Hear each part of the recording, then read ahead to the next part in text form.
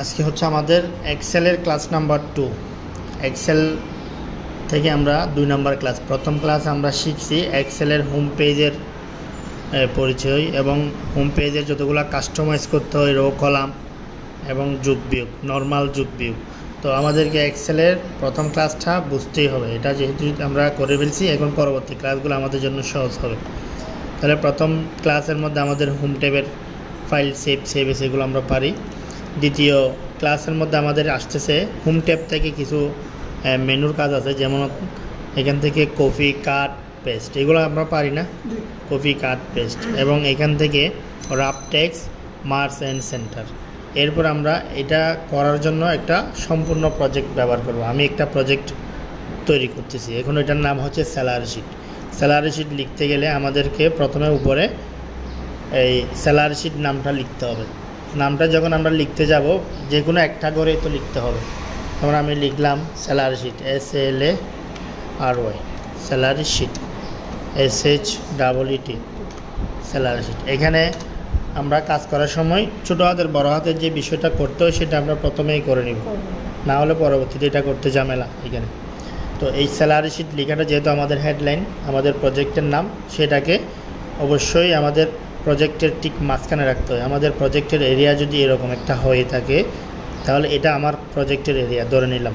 তাহলে আমি এটাকে অল বর্ডার করে নিলাম। এখান থেকে অল বর্ডার করার পরে এই যে লেখাটা হতে হবে আমাদের ঠিক ঘরের মাঝখানে। তাহলে আমরা এই সবগুলা ঘরকে এইভাবে সিলেক্ট করে এখান থেকে মার্জ অ্যান্ড সেন্টার এটা করে দিলে এটা কেটে এক হয়ে যাবে, সবগুলা কেটে এক হয়ে যাবে, মার্জ অ্যান্ড সেন্টার। তো এরপর আমরা লিখে শেষ বড় করে দিব, যেহেতু এটা প্রজেক্টের নাম। তো এরপর এখানে আমরা যখন লিখব, এখানে এই নেম লিখব। যে কোনো লেখা যখন লিখতে যাচ্ছি, আমাদের যে সেল থেকে লেখাগুলো বের হয়ে পরের সেল পর্যন্ত চলে যাচ্ছে না। তো এটা না হওয়ার জন্য আমাদেরকে যে কাজটা করতে হবে, সবগুলা আমার কাজের এরিয়াকে সিলেক্ট করে এখান থেকে রাফ টেক্সট, এই যে WRAF, রাফ টেক্সট, এটা অন করে দিব। এটা অন করে দিলে কী হবে, আমরা যা কিছু লিখব সেগুলো আমাদের এক ঘরের মধ্যে থাকবে, প্রয়োজনে ঘরটা নিচের দিকে বাড়বে। তো এখানে আমরা যেই ক্যাটাগরি, যে পজিশনটা লিখি না কেন, যতক্ষণ পর্যন্ত আমাদের লেখাটা শেষ হবে না, ওটা এক ঘরের মধ্যে থাকবে। এটা রাফ টেক্সট করে দেওয়ার কারণে আমার লেখাটা প্রথম ঘর থেকে বের হচ্ছে না। তো এখন আমরা এখানে কিছু কপি কাট পেস্টের কাজ দেখব। তো ওইটার জন্য আমি একটা নিউ রেডিমেড প্রজেক্ট ওপেন করি। এখান থেকে এটা হচ্ছে এই স্যালারি শিট। স্যালারি শিটটা আমরা বের করার জন্য উপরে স্যালারি শিট লেখা আছে না, আমি এখন যেভাবে করছি। এরপরে নেম, পজিশন, বেসিক, এই হাউস রেন্ট, রেন্ট মানে হচ্ছে house rent, medical cost, transport, tax, provident fund, advance, এগুলা সবগুলোর সাথে হয়তো আমাদের পরিচয় নাও থাকতে পারে। আমরা জানি কোম্পানিতে যারা এমপ্লয়ি থাকে তাদের নামগুলো প্রথমত থাকবেই, এরপরে তাদের একটা পজিশন থাকবে, পজিশন, এরপরে একটা বেসিক বেতন ধরা হয়।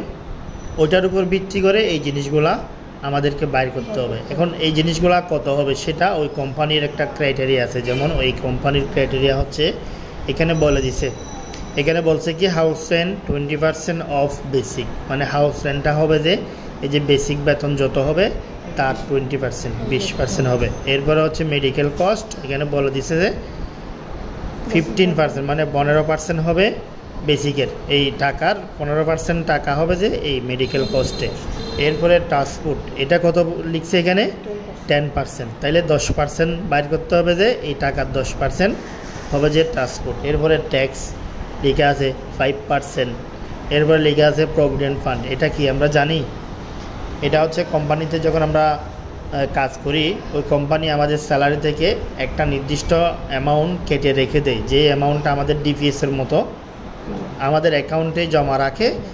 এই টাকাটা আমাদের মাস শেষে দেয় না, যেটা আমরা কখন পাবো, চাকরি শেষে বা চাকরি থেকে বের হয়ে গেলে ওরকম একটা সময়ে আমাদেরকে এই টাকাটা একসাথে দেয়, প্রভিডেন্ট ফান্ড। তাহলে আমাদের এই হিসাবটা হচ্ছে কি মাসিক হিসাব না, মান্থলি স্যালারি বাইর করতেছি না। এক মাস শেষে আমরা যে স্যালারিটা পাবো, তো ওই স্যালারি থেকে কি টাকাটা আমরা পাবো, এটা আমাদের থেকে কেটে নিয়ে ফেলবে না, ট্যাক্স জিনিসটা আমাদের থেকে কেটে নিয়ে ফেলবে না। এরপরে হচ্ছে অ্যাডভান্স। অ্যাডভান্সটা কি, আমরা যদি কোম্পানি থেকে কোনো টাকা নিই, ধার নিই, যেমন মাসের স্যালারি হবে আমার 30 তারিখে, আমি 20 তারিখে কোম্পানি থেকে 5,000 টাকা নিলাম, তাহলে ওই টাকাটা আমার বেতন থেকে কেটে ফেলবে না? ওই টাকাটাই হচ্ছে অ্যাডভান্স। তো অ্যাডভান্সের গড়টা এমনি দেওয়া আছে, এটা কিন্তু সবাইকে দেয় না, এটা এমনি দেওয়া আছে। যদি দেয় তাহলে এটা অটোমেটিক্যালি আমাদের স্যালারি থেকে কাটা যাবে, এই জিনিসটা আমাদের মাথায় রাখতে হবে।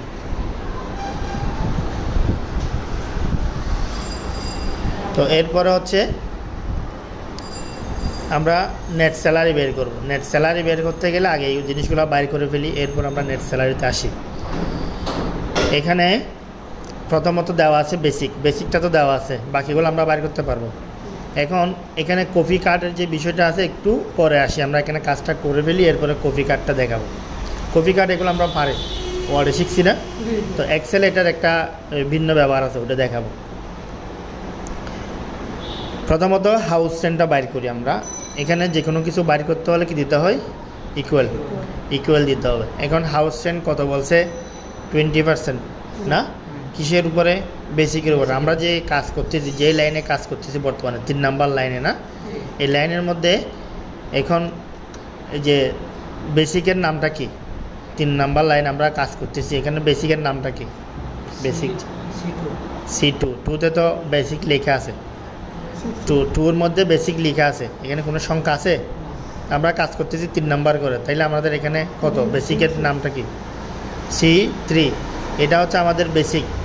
আমি যে লাইনে কাজ করতেছি সে অনুযায়ী বেসিকের ইয়াটা কত? C3। 3,000 টাকা, এই 35,000 টাকা। তো 35,000 টাকা এখানে লিখলে হবে না, এখানে লিখতে হবে কি? ঘরের নামটা, ওই সেলের নামটা লিখতে হবে, C3 লিখে ইনটু কত পার্সেন্ট বলছে? 20%। এটা সরাসরি লিখে দিলাম, তাইলে C3 ইন্টু 20% লিখে দিলাম। তাহলে এরপরে যদি এন্টার দিই তখন কি হবে? C3 থেকে 20% টাকা বের করে এখানে নিয়ে আসবে 7,000 টাকা, মানে 35,000 টাকার 20% হতো কত? 60,000 টাকা। তো এটা আমরা সবগুলাতে বের করে দিব, যেটা তো আমরা পারি, প্রথম ক্লাস যেহেতু আমরা করছি, যে অটো ফিল যেটা করতে হয় এটা আমরা পারবো। এরপরে মেডিকেল কস্ট, তাহলে এটাও আমরা বাইর করব। তাহলে এটা কত পার্সেন্ট বলছে? 15% অফ বেসিক। তাহলে বেসিক কত? বেসিকের ঘরের নাম কি? C3, না? আমরা C3-তে কাজ করতেছি, C3 ইন্টু কত পার্সেন্ট? 15% লিখে দিলাম।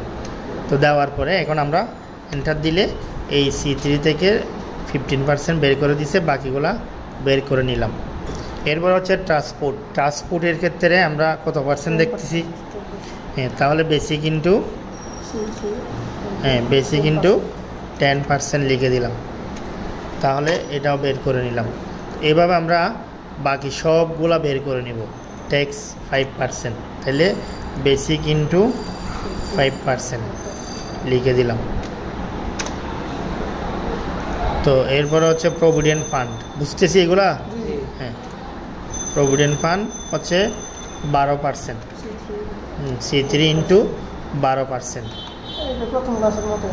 হ্যাঁ, তাহলে এখন আমরা এই যে এটা বাইর করলাম। আমি এক্সেলে কাজগুলা এমনভাবে সাজাইছি, এখানে আমাদের প্রজেক্টগুলা একদম প্রথমে সহজ থেকে কঠিনের দিকে যাব। প্রথমে সহজটা করব, সহজগুলা থেকে আস্তে আস্তে কঠিনের দিকে যাব, তাহলে আমাদের কাজগুলো বুঝতে সুবিধা হবে। অ্যাডভান্স, এখানে কোনো টাকা না বসালেও চলে, যদি বসাই সরাসরি লিখে দিতে হবে, যে আমরা টাকার অ্যামাউন্টটা এখানে সরাসরি লিখে দিলাম। তো এটা না লিখলেও সমস্যা নাই, এটা আমরা এখানে হিসাব করার সময় অ্যাডভান্সের গড়টা আমরা নিয়ে আসবো। কীরকম দেখি, আমাদের ফাইনাল ক্যালকুলেশন, নেট স্যালারি মানে হচ্ছে আমাদের ফাইনাল ক্যালকুলেশন আমাদের কিভাবে আসতে হবে।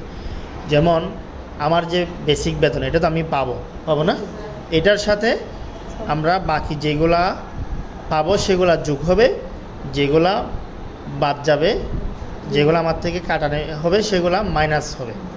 তো সেই অনুযায়ী আমরা এখান থেকে প্রথমে শুরু করি ইকুয়াল দিয়ে। প্রথমে আমাদের বেসিকটা দেওয়া হবে না? হ্যাঁ, বেসিক, তাহলে বেসিকের ঘরের নামটা লিখলাম, এটা আমরা পাবো। এরপরে হাউস রেন্ট কি আমরা পাবো নাকি দিব? পাবো, তাহলে আমরা যোগ দিলাম, যোগ দিয়ে হাউস রেন্টের ঘরের নামটা লিখলাম D3। তো এরপরে মেডিকেল আমরা পাবো নাকি দিব? যদি পাই তাহলে যোগ না, যোগ দিয়ে এই মেডিকেল গড়ের নামটা লিখলাম। এরপরে ট্রান্সপোর্ট আমরা পাবো নাকি দিব? আমাদের গাড়ি ভাড়া যাতায়াতের জন্য যে টাকাটা দেয় পাবো, তাইলে যোগ দিয়ে লিখতে হবে এই গড়ের নামটা। যেগুলা যোগ দিচ্ছি মানে এগুলো আমরা পাবো, আমাদের সাথে যুক্ত হবে বেতনের সাথে। এখন ট্যাক্স, এটাকে আমরা পাবো নাকি দিব? এটা কেটে নিবে, তাহলে আমরা মাইনাস দিয়ে লিখতে হবে। ট্যাক্সের গড়ের নামটা কি আমরা এখন আর ক্লিক করবো না, আমি হাতে লিখে দিই G3 লিখে দিলাম। ছোটো হাতে হলে সমস্যা নেই, বড় হাতে ছোটো হাতে হলে কোনো সমস্যা নেই। এরপরে প্রভিডেন্ট ফান্ড, এটা আমরা পাবো নাকি আমাদের থেকে কেটে নিবে? হ্যাঁ, এটা আমার থেকে এখন কেটে নিবে, মাস শেষে কেটে নিবে, যেহেতু এটা আমাকে এখন দিবে না। তা আমাদের হ্যাঁ, এখন আমাকে কী করতে হবে? এটা মাইনাস করতে হবে, মাইনাস H3। এরপরে অ্যাডভান্স যদি কোনো টাকা থাকে, আমি যদি কোম্পানি থেকে নিয়ে থাকি, ওই টাকাটা আমার থেকে কাটবে না? হ্যাঁ, কেটে ফেলবে না বেতন থেকে? তাহলে মাইনাস দিয়ে এই অ্যাডভান্সের ঘরের নামটা কি? I3। হ্যাঁ, I3। এটা কেন বসালাম? যদি এই ঘরে যদি আমি কোনো টাকার অ্যামাউন্ট বসাই তাহলে আমার বেতন থেকে ওইটা অ্যামাউন্টটা কাটা যাবে, না বসাইলে কাটবে না, তাহলে এখন আমি এন্টার দিলাম। এই যে আমার বেতনটা বের হয়ে গেছে মাস শেষে। এখন সবগুলা বেতন আমি বের করি, সবার করলাম। এখন দেখা যাচ্ছে এখানে 5,000 টাকা আমি কোম্পানি থেকে অ্যাডভান্স নিছি, সেজন্য আমার স্যালারি পাইছি কত? 39,800 টাকা। আমি যদি এই 5,000 টাকা অ্যাডভান্স না নিতাম তাহলে এটা কেটে দিলাম, তাহলে আমার বেতন কত? 44,800 টাকা। তাহলে এই যে গড়ে টাকার অ্যামাউন্ট বসলে সেই অ্যামাউন্টটা ওইখান থেকে মাইনাস হয়ে যাচ্ছে কিনা? হ্যাঁ, এখানে আমি যে টাকাটা বসাই সে টাকাটা আমার বেতন থেকে কেটে যাচ্ছে। হ্যাঁ, অটোমেটিক্যালি কেটে যাচ্ছে। যদি না বসাই এটা আবার যোগ হয়ে যাবে। তো এই জিনিসটা কেন হচ্ছে? আমরা এখানে সূত্র বসানোর সময় এখানে খেয়াল করি, এই জায়গায় খেয়াল করি, লাস্টে কি দিছি? I3, মানে এই অ্যাডভান্সের ঘরের নামটা সহ আমরা এই সূত্রের মধ্যে নিয়ে আসছি। এখন আমরা এন্টার দিয়ে বের হয়ে যাই। এখানে কোনো কিছু দেখতে চাইলে আমরা এই ঘরে ক্লিক করে দেখতে পারি, দেখা শেষ হলে এন্টার দিয়ে বের হয়ে যেতে হবে। এখন আসি প্রথম থেকে, যে কপি কাট পেস্টের যে বিষয়গুলো, আমরা যদি এই জিনিসটাকে কপি করে অন্য আরেকটা শিটে নিয়ে যেতে চাচ্ছি, তাহলে আমরা এই যে জিনিসটা একটু দেখি, এখান থেকে সিলেক্ট করলাম, করে এখান থেকে কপি করলাম। কপি করার সাথে যে চারপাশে একটা সিলেকশন দেখা যাচ্ছে না, আমি একটা নতুন পেজে যাই, সম্পূর্ণ নিউ ডকুমেন্টসে যাই। এখানে আমার কাজটাকে আমি কি নিয়ে আসবো? পেস্ট করে দিব ওখান থেকে যেটা কপি করছি। পেস্ট করার অপশন এখানে আছে, এখানে পেস্টে ক্লিক করলে নিচের দিকে, উপরে না নিচের দিকে ক্লিক করলে অনেকগুলো অপশন শুরু করতেছে। এখন প্রথমটাতে ক্লিক করলে দেখা যাচ্ছে আমার লেখাটা পেস্ট হচ্ছে, কিন্তু গড়গুলা ওখানে যেরকম বড় ছোটো করছি, আমরা কাস্টমাইজ করছি ওই রকম না। তো এখানে গড়গুলা এভাবে যদি আমি পেস্ট করি তাহলে কি হবে? যে গড়গুলাকে আমাকে একটা একটা টেনে আবার বড় করতে হবে, একটা একটা করে। তো এখন আমি যদি এটাকে আরেকভাবে পেস্ট করি, এভাবে পেস্ট না করে, এখানে আরেকটা আছে 2 নম্বরটা, এই যে কিপ সোর্স কলাম ওয়েট, এখানে লেখা আছে এই যে 2 নম্বর লাইনের 2 নম্বরটা, এটাতে আমরা যদি ক্লিক করি, যে দেখা যাচ্ছে কি অটোমেটিক্যালি কলামের ওয়েটগুলা ওখানে যেরকম ছিল সেম হয়ে গেছে, আমাকে আর ইয়ে করতে হচ্ছে না। তো এখানে আমরা কপি পেস্ট করার সময় জিনিসটা আমাদেরকে মাথায় রাখতে হবে, নর্মাল কপি পেস্টের মধ্যে এভাবেই আসবে, তাহলে এখানে আমাকে আবার কাস্টমাইজ করতে হবে একটা একটা করে। আর 2 নম্বর যেভাবে করছি আমি, আমাকে কিছুই করতে হয়েছে, এখানে অটোমেটিক্যালি এটা বসে গেছে পেস্ট হয়ে। তো আমরা কপি করার সময় এটা কপি শুধু লেখাগুলো কপি করতে পারি, আবার চাইলে কপি অ্যাজ পিকচার, আমি চাইলে আমার এই এরিয়াটাকে একটা পিকচার আকারে কপি করতে পারি। আমি এটাকে কপি করব পিকচার আকারে, তো পিকচার আকারে কপি করলাম। এখন যদি পেস্ট করি, এটা পিকচার আকারে একটা পেস্ট হয়ে গেছে, এটা একটা পিকচার। তাহলে কপি পেস্ট আমরা পিকচার আকারেও করতে পারি, সাধারণত কপি যেভাবে করে ওভাবেও করতে পারি। বোঝা গেছে এটা? আর এখানে বাকি যেগুলো আছে, লেখা কালার করা, বোল্ড করা, ইতালিক, এগুলো আমরা জানি না। তাহলে মার্কস অ্যান্ড সেন্টারের কাজ কি? হ্যাঁ, মাঝখানে একটা ঘরকে যদি কেটে ফেলতে চাই, যেমন আমি চাচ্ছি এটা কেটে এক করে ফেলবো, মার্কস অ্যান্ড সেন্টারে ক্লিক করবো। তো মার্কস সেন্টারটা করার পরে যদি আমার মনে হয় যে না এটা করতে হবে না, বাদ দিতে হবে, তাহলে আমরা ওইটার উপর আবার এটাতে ক্লিক করে মার্কস সেন্টারে আবার ক্লিক করব, তাহলে আবার কাটাগুলো বাদ হয়ে গেছে। এখন গড়টা চলে গেছে, এটা যদি আবার আনতে চাই এখান থেকে আমরা গড়টা করে দিতে পারি, অল বর্ডার করে দিতে পারি। এই খুঁটিনাটি বিষয়গুলো আমাদের প্রতিনিয়ত কাজে লাগবে। বর্ডার করা, বর্ডার কাটা, মার্সেল করা, রাফ টেক্সট করা, বোঝা গেছে এটা? Rough text. তো এ হচ্ছে রাফ টেক্সট হচ্ছে যে আমরা যদি এখানে এই যে লেখাগুলো এভাবে যখন লিখি, এই যে বাকি পজিশন লেখাটা দেখা যাচ্ছে, আচ্ছা নিচে, হ্যাঁ, তো আমরা রাফ টেক্সটটা অন করে দিলে প্রয়োজনে ঘরটা বড় হবে, ওই লেখাটা ক্লিয়ারলি এক ঘরের মধ্যে দেখা যাবে। এটা হচ্ছে রাফ টেক্সট। হ্যাঁ, পরে করলে হবে। আমি যদি এখন পরে সম্পূর্ণ সিলেক্ট করে করে দিই, এই যে এখন হয়ে গেছে। এখন যদি আমি ঘরগুলোকে ছোটো করি তখন কিন্তু অটোমেটিক্যালি বড় হয়ে যাবে, এই যে। আচ্ছা, এটা হচ্ছে রাফ টেক্সট এবং মার্জ সেন্টার। আর অন্যগুলো তো আমরা পারবো এখান থেকে, না? এক্সেলের 2 নম্বর ক্লাস আমরা শিখলাম একটা স্যালারি শিট কীভাবে করতে হয়, এখানে বেসিক থেকে অন্য অপশনগুলো কীভাবে বাইর করতে হয়। তাহলে এই জিনিসটা ধরতে হবে হুবহু। এই কন্ডিশনটা আমাদের ফাইলে লিখে আছে, আমাদের বইয়ের ফাইলে লিখে আছে। ওই ফাইল থেকে দেখে দেখে আমরা এই কন্ডিশন অনুযায়ী কাজটা করব, পারবো না? তাহলে এইটা হচ্ছে 2 নম্বর ক্লাস, এটা শেষ করলাম আজকে। নেমটা লিখতে পারি না, নেম লিখে কিন্তু নামটা উপরে উঠে গেছে। এখন এই নামগুলো লেখা হয়েছে কিন্তু নেম লেখা মানে উপরে একটা ঘর বাড়াবো কীভাবে আর কি? এটা 3 নম্বর ক্লাসে আসতেছে। তো 3 নম্বর ক্লাসে গড় বাড়ানো কমানো, এই যে গড়ের সাইজ কতটুকু রাখবো, এগুলা নিয়ে আমাদের পরবর্তী 3 নম্বর ক্লাস হচ্ছে যে এই মেনুতে আসতেছে। সিরিয়ালি যাই আমরা যদি সিরিয়ালি করি তাহলে ভালো হবে। এখন মাঝখান থেকে না করি এভাবে। 3 নম্বর ক্লাস কালকেই তো পাচ্ছি, ঠিক আছে, ওগুলা পরে করবো।